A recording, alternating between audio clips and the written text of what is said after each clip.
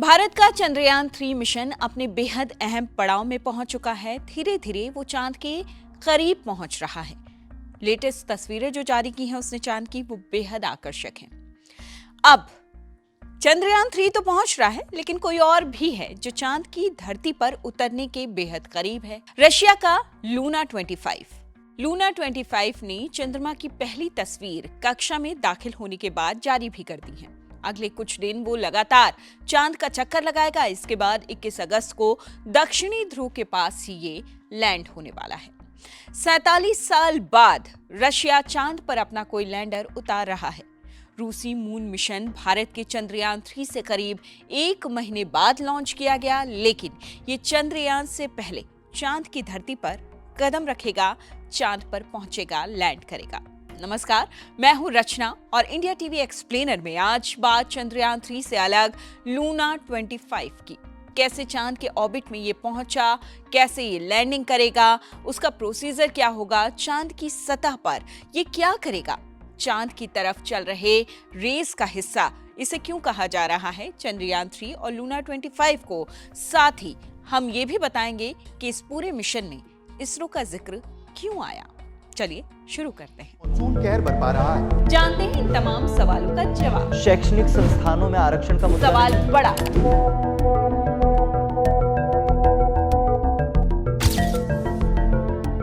रूस के वैज्ञानिकों ने यह दावा किया कि चांद के ऑर्बिट में लूना 25 का पहुंचना उनके इस मिशन की सफलता का बड़ा हिस्सा है।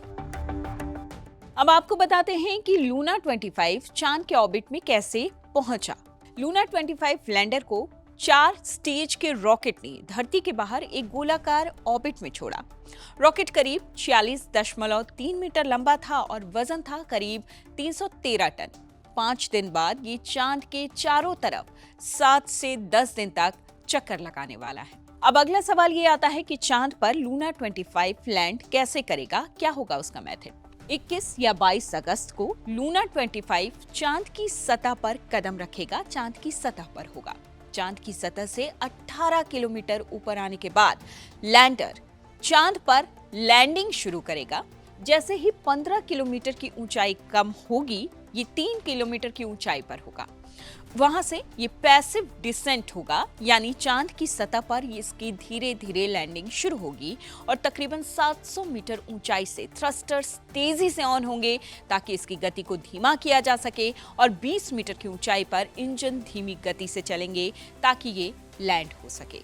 कुछ इस तरह चांद पर इसकी लैंडिंग होगी। अब सवाल ये है कि चांद की सतह पर लूना 25 क्या करेगा, इसका मकसद क्या है, कितने वक्त रहेगा। चलिए इसका जवाब भी देते हैं। सबसे पहले आपको बताते हैं कि चांद की सतह पर लूना 25 करने क्या वाला है। दरअसल पूरे 1 साल लूना 25 चांद पर काम करेगा। चांद की सतह की खुदाई करेगा, पत्थर और मिट्टी के तमाम सैंपल्स जुटाएगा ताकि जमे हुए पानी की खोज की जा सके और भविष्य में इंसान वहां बसना अगर चाहे चांद पर तो पानी की व्यवस्था आसानी से की जा सके। इससे जुड़े अगले सवाल पर आते हैं कि चांद पर लूना 25 लैंड कहां करेगा। क्या चंद्रयान-3 और लूना 25 आपस में टकराएंगे। दरअसल चांद पर बहुत सारे क्रेटर्स हैं, यानी गड्ढे, और इन्हीं में से एक क्रेटर का नाम है जो कि दक्षिणी ध्रुव के पास है। नाम है बोगोस्लावस्की। इसके पास लैंडिंग के लिए रेंज है। यही लूना 25 उतरने वाला है। रशिया का इसके पीछे मकसद ये है कि दुनिया देख ले कि वो चांद पर सॉफ्ट लैंडिंग तो करवा ही सकता है, साथ में ड्रिलिंग भी कर सकता है। अब हम आपको बताते हैं कि इसरो का जिक्र लूना 25 मिशन के दौरान क्यों आया था। वो 1990 का दौर था।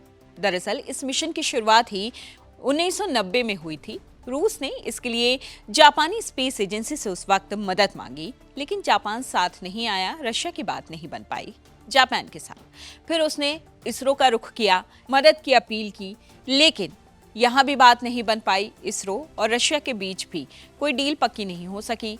इसके बाद रशिया ने खुद ही रोबोटिक लैंडर बनाने की योजना बनाई और अब ये मिशन चांद की यात्रा पर है।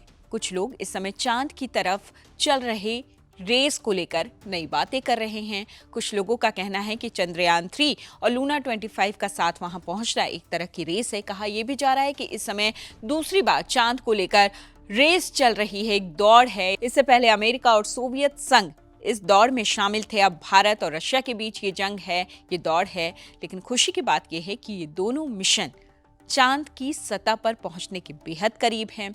एक 21 को पहुंचेगा, एक 23 को पहुंचेगा और दोनों का मकसद है पूरे विश्व के लिए, धरती के लिए चांद की सतह से कुछ जानकारियां जुटाना जो आने वाले वक्त में बेहद काम आने वाली हैं। ये स्टोरी आपको कैसी लगी? कमेंट के जरिए हमें जरूर बताइए। इस तरह की तमाम खबरों से अपडेट रहने के लिए लाइक कीजिए, शेयर कीजिए और सब्सक्राइब कीजिए इंडिया टीवी।